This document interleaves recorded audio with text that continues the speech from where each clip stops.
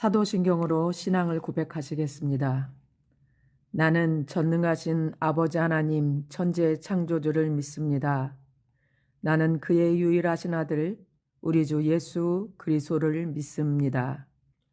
그는 성령으로 잉태되어 동정녀 마리아에게서 나시고 본디오 빌라도에게 고난을 받아 십자가에 못 박혀 죽으시고 장사된 지 사흘 만에 죽은 자 가운데서 다시 살아나셨으며 하늘에 오르시어 전능하신 아버지 하나님 우편에 앉아 계시다가 거기로부터 살아있는 자와 죽은 자를 심판하러 오십니다.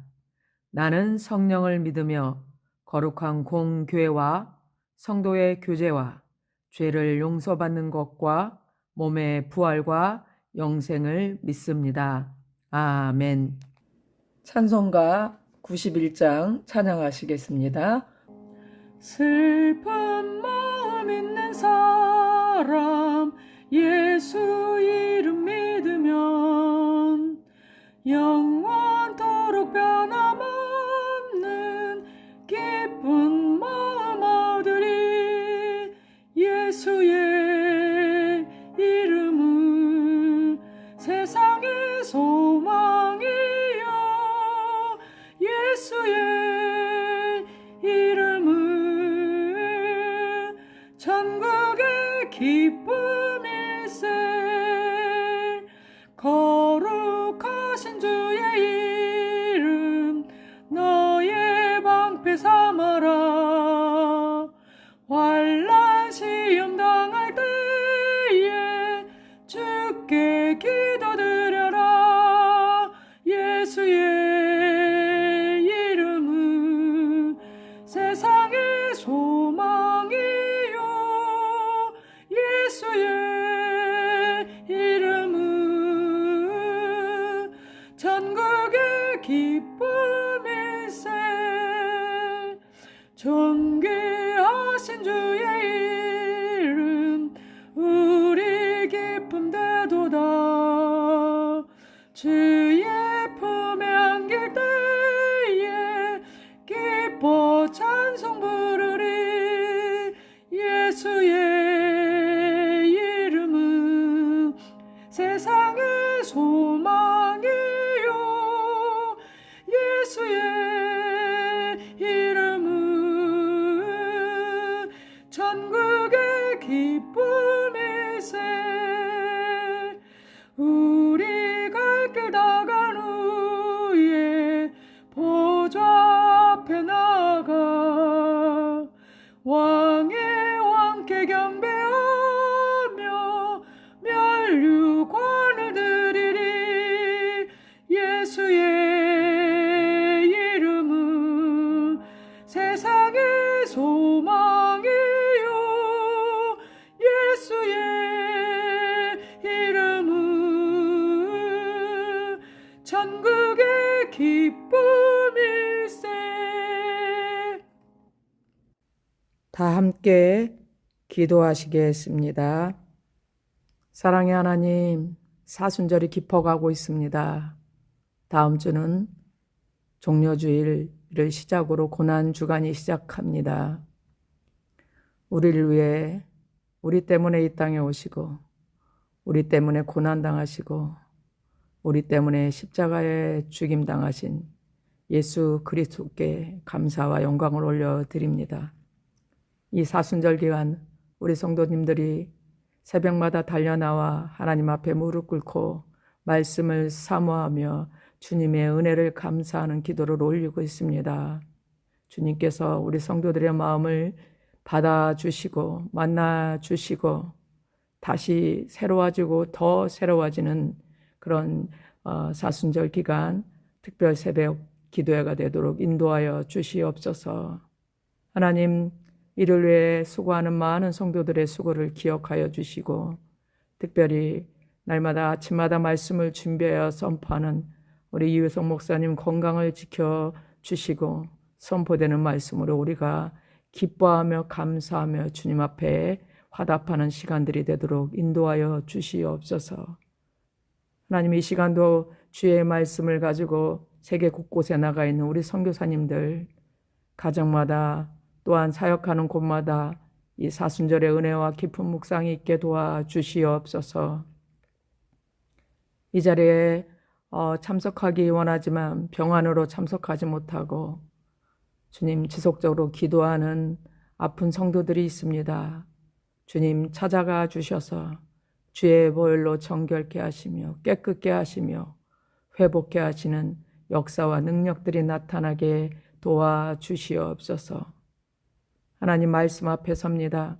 주께서 말씀하여 주시고 새롭게 하시며 회개케 하시며 다시 결단하며 주님의 말씀대로 살아갈 수 있는 힘과 능력이 공급되어지는 시간 되도록 함께하여 주시옵소서. 우리를 위해 이 땅에 오시고 고난당하신 예수 그리스도의 이름으로 기도드립니다. 아멘. 제25장. 다윗이 군대 지휘관들과 더불어 아삽과 헤만과 여두둔의 자손 중에서 구별하여 섬기게 하되 수금과 비파와 재금을 잡아 신령한 노래를 하게 하였으니 그 직무대로 일하는 자의 수효는 이러하니라.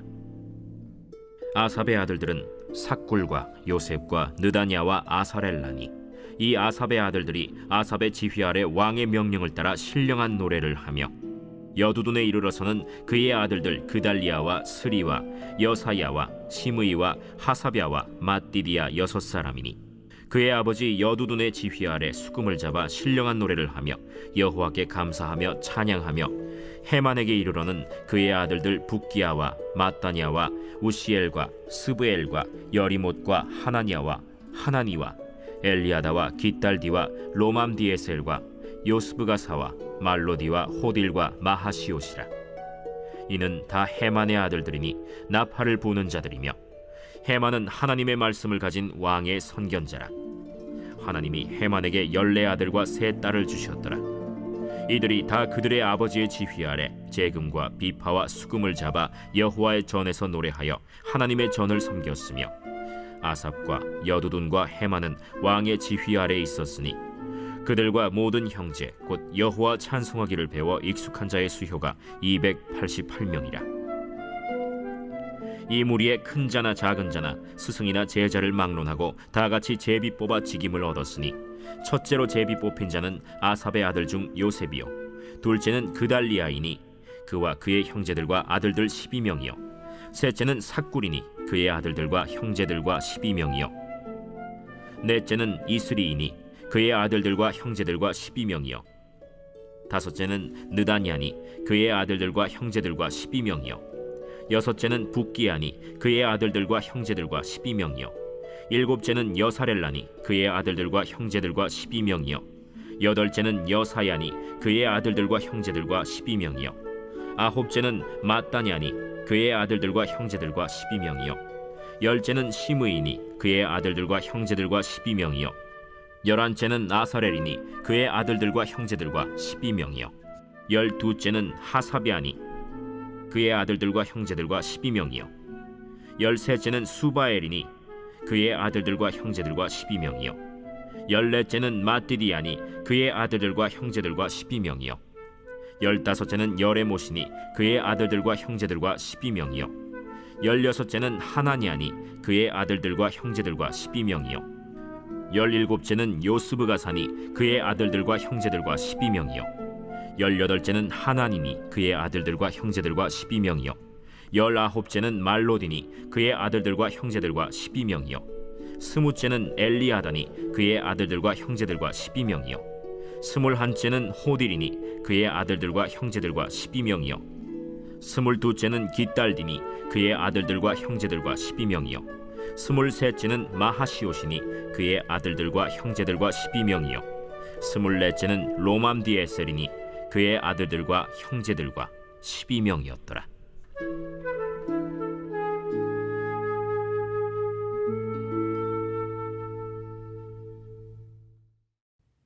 오늘 말씀은 찬양의 직무를 맡은 레위 사람들에 관한 이야기입니다.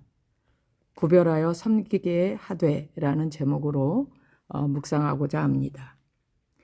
24장에서 다윗은 레위인의 성전 봉사 순서와 제사장 순서도 정해놓은 후에 25장에서는 성전에서 찬양 사역을 감당하는 자들을 구별하여 정하고 그 자손들을 자세히 소개하고 있습니다.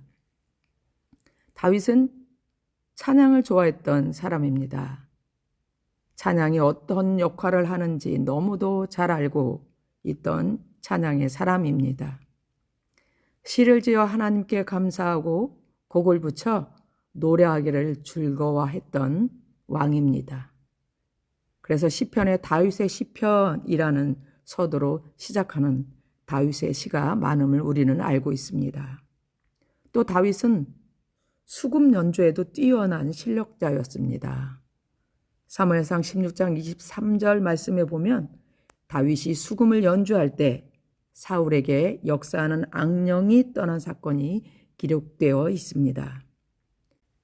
다윗은 군사령관과 찬양 맡은 자를 함께 세울 정도로 찬양을 귀히 여기고 중요하게 여겼습니다. 1절 다윗이 군대 지휘관들과 더불어 아삽과 헤만과 여두둔의 자손 중에서 구별하여 섬기게 하되 수금과 비하와 재금을 잡아 신령한 노래를 하게 하였으니, 여기서 신령한 노래는 하나님께 올려드리는 찬양을 말합니다. 다윗은 찬양에 능한 자와 또 악기 연주의 재능을 가진 가문을 구별하여 택하였던 것입니다. 아삽과 헤만, 여두둔의 자손 중에서 구별하여 많은 자손 중에 아삽, 헤만, 여두둔의 자손을 구별하였고 그 자손들 중에서도 또 구별하여 세웠습니다. 그들의 자손으로 어떤 이는 선택되었지만 어떤 이는 그 선택에서 제외된 사람들도 있었을 것입니다. 다윗이 사람들을 구별할 때 무엇을 보고 구별하였을까요? 하나님이 정하신 가문과 그에 맞는 사람을 택하기 위해 얼마나 기도했는지 추측할 수 있습니다. 하나님께서 무엇을 시키고자 할 때 구별될 수 있는 여러분이 되기를 바랍니다. 일을 진행할 때 그 일을 하려는 사람들은 많이 있지만 그 일에 준비된 사람은 적습니다. 여러분이 하고 있는 그 일 속에서 구별된 사람이 되십시오. 구별하여 무엇을 맡겨도 안심이 되는 사람이 되시기 바랍니다. 많은 사람 중에 한 사람이 되지 마시고 그 속에 거룩하고 구별된 사람, 그 속에서 하나님이 어떻게 살라고 말씀하시는지 깨어서 기도하고 충성하는 구별된 사람이 되시기 바랍니다. 같은 회사원 속에서도 구별된 회사원, 같은 교사 중에서도 구별된 교사, 진급에 움직이는 사람이 아닌 월급에 의해 움직이는 사람이 아니라 하나님의 말씀에 움직이는 사람이 된다면 여러분은 지금 여러분의 위치에서도 아름답게 구별된 하나님이 세운 사람일 것입니다. 288명의 훈련된 찬양 사역자가 있었습니다. 아삽, 헤만, 여두둔 자손은 아니었지만 찬송하기를 배워서 여기에 합쳐진 사람들이 있었는데 그들이 288명이었다는 것입니다. 이들 중에는 찬양의 경험이 오래된 어르신들과 나이 어린 자들도 있었고요. 찬양과 악기를 가르친 스승도 있었고 그것을 배운 제자도 있었습니다. 그러나 이들은 훈련으로 인해서 그 실력이 어느 정도 비슷했을 것입니다. 찬양 사역자를 성소의 어느 곳에 어느 시기에 배치할지 직무를 정하는 것은 매우 예민한 문제였습니다. 서로 좋은 위치에서 좋은 시기에 사역하길 원했을 것이고요.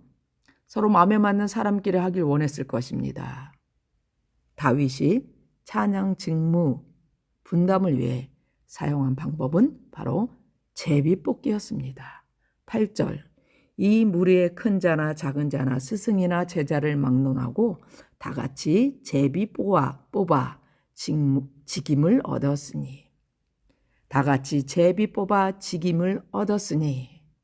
다윗은 구약 시대에 하나님의 뜻을 분별할 때 사용했던 제비 뽑기를 적용한 것입니다. 나이나 선후배 등 모든 인간적인 기준을 떠나 하나님 앞에서 모두가 차별 없이 동등하게 제비를 뽑아 섬김의 역할과 순서를 정하였습니다. 다윗은 왜 이런 제비 뽑기를 택하였을까요? 그것은 철저히 하나님의 행하심에 대한 신뢰였습니다.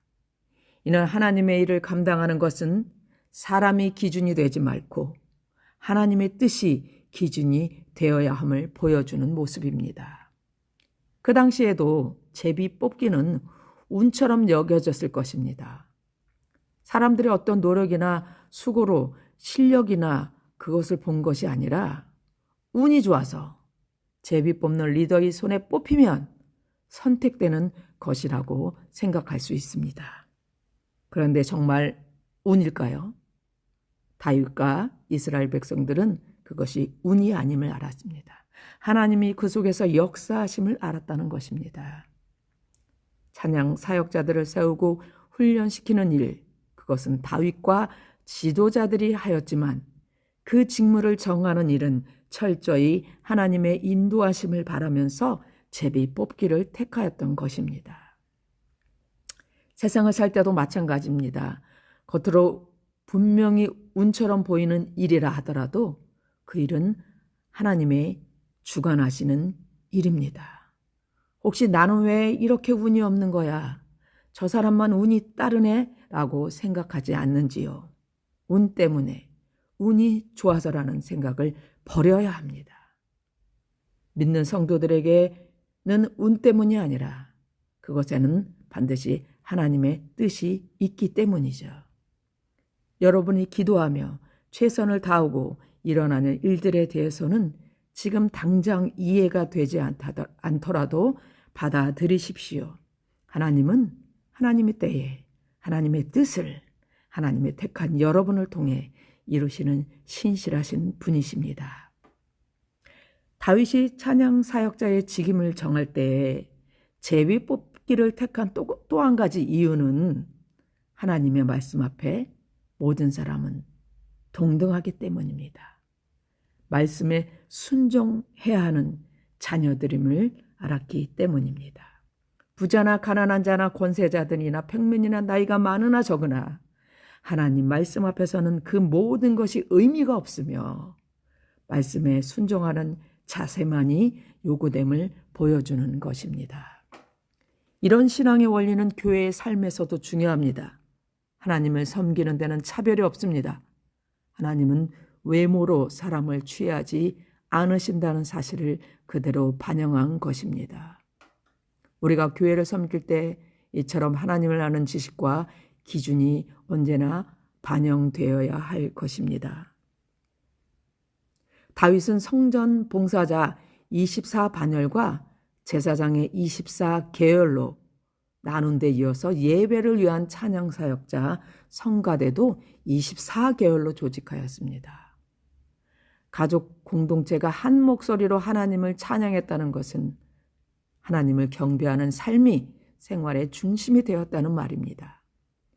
이같이 기능과 역할은 다르지만 그 속에 공동체 의식이 살아있을 때 찬양은 가장 아름다운 하모니를 이루게 되며 하나님이 받으시기에 합당한 신령한 노래가 되는 것입니다.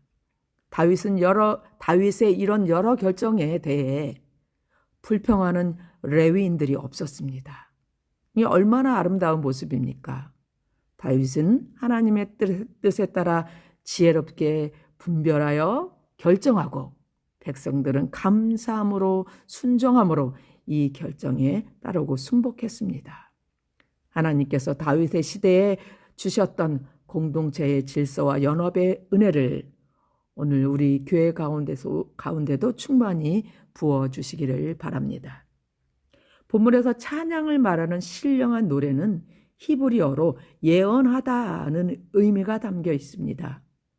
이들이 부린 찬양은 하나님을 경배하는 가사와 예언과 축복이 담긴 가사였습니다. 그래서 찬양하는 사람들을 일컬어서 예언하는 자로 부르기도 하였는데요. 이것은 하나님을 찬양하기 위한 조건으로 하나님의 말씀과 성령의 감동하심이 반드시 있어야 함을 보여줍니다. 이것은 오늘날의 찬양이 사람들의 감정과 음악적인 기술만이 중요시 돼서는 안 되는 이유이기도 합니다. 하나님의 말씀으로 그 마음에 하나님에 대한 이해가 없이는 진정한 찬양이 될 수 없습니다.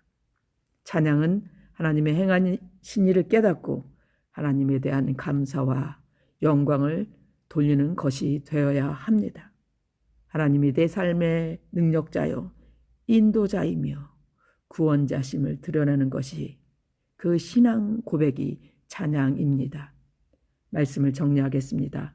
다윗 시대에 찬양하는 자로 구별된 레위인처럼 우리는 이 시대에 하나님을 찬양하도록 구별된 택한 성도들입니다.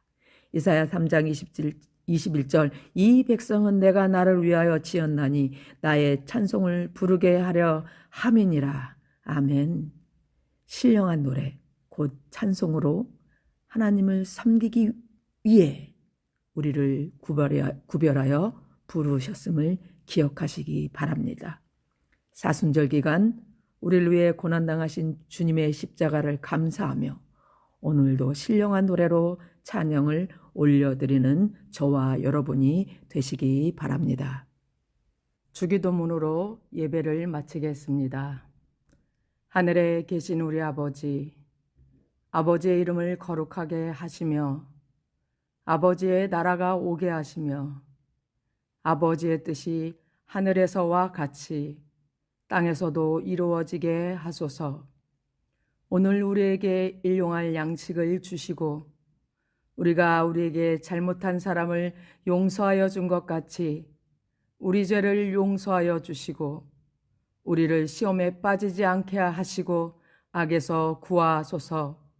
나라와 권능과 영광이 영원히 아버지의 것입니다. 아멘.